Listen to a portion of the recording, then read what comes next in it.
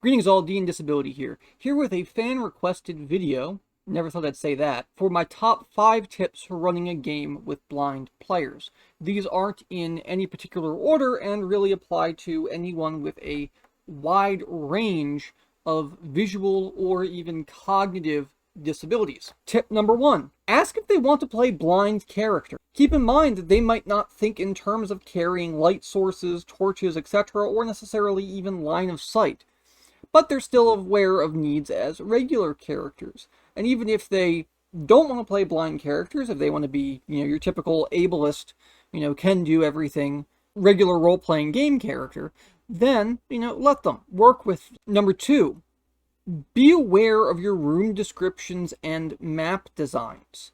Maybe start with an image like this and not this.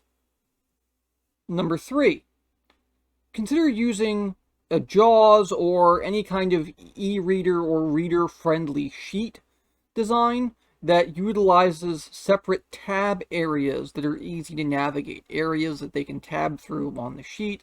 That way they don't have to continually reread the sheet audially or try and scramble with low vision trying to find a specific point on the sheet. Number 4, allow rollers or random number generators. Right? If they want to use dice, great. Not everybody has large print dice like me. Not everybody can use large print dice like me. And last I checked, they have Braille D6s, but nobody's come out with a full Braille D20 set, etc. Polyhedral dice set. But seriously, if they want to use dice, let them, just don't make them. Right? You can compromise on a random generator together. DDD dice is pretty good. And last but not least is number 5, which is probably the most obvious one. Talk it out with them. Do they have any specific needs to their visual disability? Maybe they can only see light, or maybe they only see shadows, or maybe they can read, but reading just really hurts, as is the case for many people with visual disabilities. Do they have an accessible copy of the rules? Do they have a digital text-based PDF or some other form that they can read? If not, can you get it to them? Can you just rip out the section of text that you need from your copy? Can you scan it? Can you do something to help? Right? In this day and age of technology, right, we should have solutions to those problems that make that problem make it far less of a problem than it was, say, 20 years ago when I started gaming.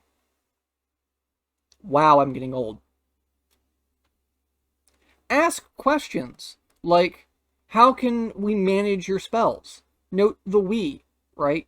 It is you and the DM working together. Or in this instance, the DM and the blind players working together. Should we build an accessible area, such as a database or a party sheet that, say, Roll20 uses, right? That the DM can help organize and help keep up with, right? That way the DM can manage spells, right? Are VTTs good for blind players? I would ultimately say yes. They're great for blind players. But it's hit or miss, right? It depends. Can you navigate those fields? I can't, but the party sheet makes it really great. So as a player, I love VTTs. As a DM, I hate them. So it comes down to, how you feel. You should also ask questions like, can my planned scenario work non-visually? In other words, am I relying purely on visual cues, nuances that someone might not pick up on? Also, if you're using maps, consider revising or carefully describing your maps and give players leeway, right?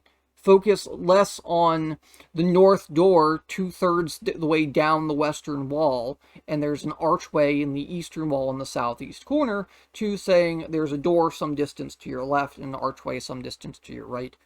And that way you're giving them more of a clear binary choice. It doesn't get lost in the main description of the room. But also, beyond giving those plain visual descriptions that we think of, what are some tactile, olfactory, audio, or some other kind of cue that you can give that isn't purely visual, right? Non-visual players, or players with visual disabilities, typically don't think visually. They can. I am one that does, but not everyone does, right? These are my top 5 tips for helping blind players or gaming with blind players, or players with visual disabilities writ large. If you have any tips that you would like to add from personal experience or otherwise, please feel free, add them in the comment section. There are plenty more where this comes from, but I wanted to keep it small, keep it tight, and focus on what are probably some of the more applicable ones at the gaming table. Alright, see you next week, where I might just cover painting with minis and how I do it as a blind player.